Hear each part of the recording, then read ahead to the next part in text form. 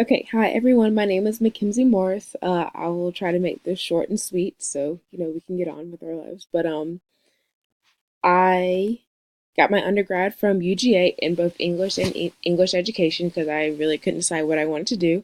But in the end, I decided to be a teacher, which is kind of funny because my mom was a teacher and I always said that I wasn't going to be one. But here we are. Right now, I'm currently trying to be a double dog and get my master's in English education, but I am working on the gifted endorsement as well, which is why I'm taking the class. A couple things about me is while I was at UGA, I was a member of the Red Coat Band. I played clarinet, and it was great, and I loved every minute of it, and I loved cheering on the dogs, even till this day, and almost every sport imaginable.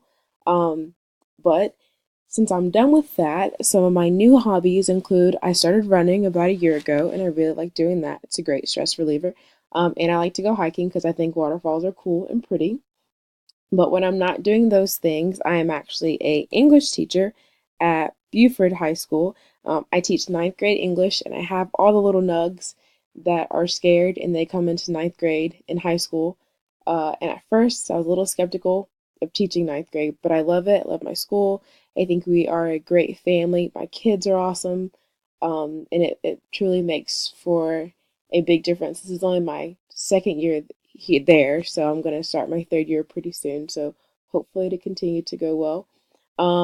As far as working with gifted kids, I don't have that much experience. I taught one honors class, and there were some gifted kids in there, I think. And so I'm interested to see in ways to better serve them because they were very interesting for me to say the least. So I'm pretty excited about this class and to see what cool things I can learn.